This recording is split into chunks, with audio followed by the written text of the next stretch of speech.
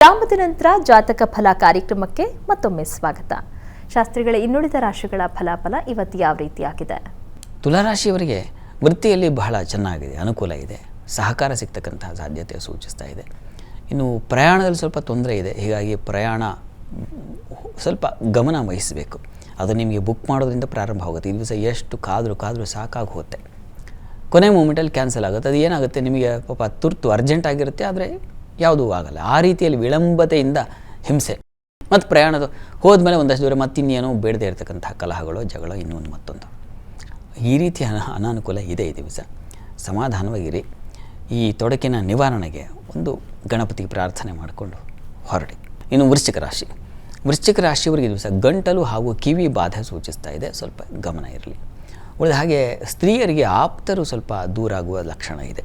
ತುಂಬ ಹಚ್ಕೊಂಡವರು, ತುಂಬ ಹತ್ತಿರದವರು ಸ್ವಲ್ಪ ಯಾಕೋ ಸೈಲೆಂಟ್ ಆಗಿದ್ರು ಅಥವಾ ಇನ್ನೇನು ಅಂತರ ಕಾಯ್ದುಕೊಳ್ತಾ ಇದ್ದಾರೆ, ಅವಾಯ್ಡ್ ಮಾಡ್ತಾಯಿದ್ದಾರೆ, ಈ ಥರದ್ದೊಂದು ಲಕ್ಷಣ ಇದೆ. ಸಮಾಧಾನ ಹೊರಟು ಹೋಗುತ್ತೆ ಈ ದಿವಸ.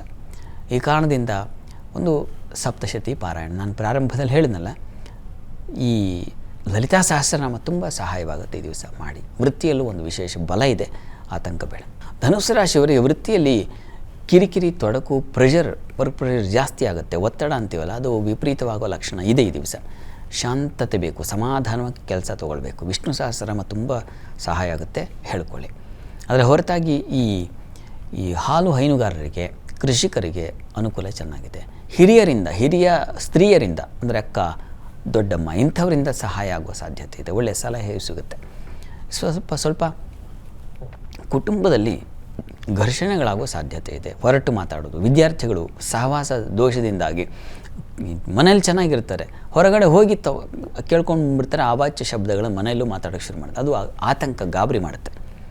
ಅಂಥದ್ದು ಒಂದು ಲಕ್ಷಣ ಇದೆ ಈ ದಿವಸ. ಇದಕ್ಕೆ ವಾಕ್ ಸರಸ್ವತಿ ಮಂತ್ರದಿಂದ ಅಭಿಮಂತ್ರಿಸಿ ಜೇನನ್ನು ತಿನ್ನಿಸೋದು, ಇದೆಲ್ಲ ಒಳ್ಳೆಯದು.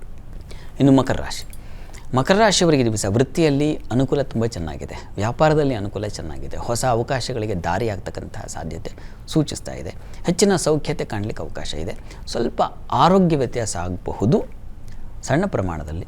ಶನೈಶ್ಚರ ಕವಚ ಕೇಳಿಸ್ಕೊಂಡ್ರೆ ಸಾಕಾಗುತ್ತೆ. ಕುಟುಂಬ ಸಹಕಾರ ಇತ್ಯಾದಿ ಎಲ್ಲ ತುಂಬ ಚೆನ್ನಾಗಿದೆ ಈ ದಿವಸ, ಗಾಬರಿ ಬೇಡ.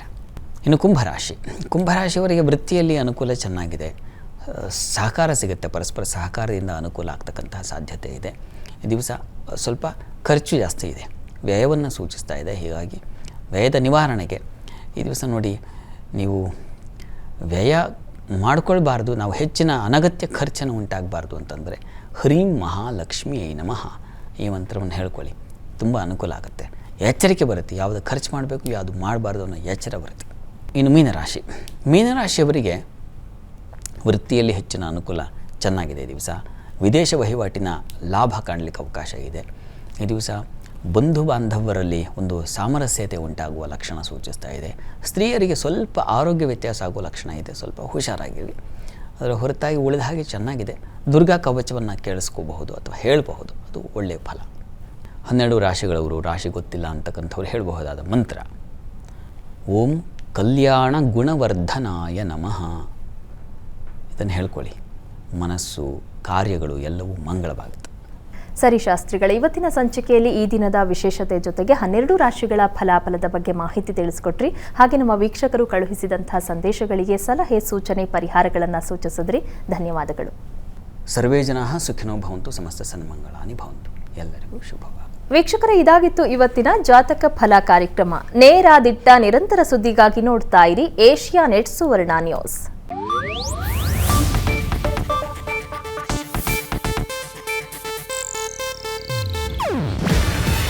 ಇದು ಏಷ್ಯಾನೆಟ್ ನ್ಯೂಸ್ ನೆಟ್ವರ್ಕ್ ಪ್ರಸ್ತುತಿ.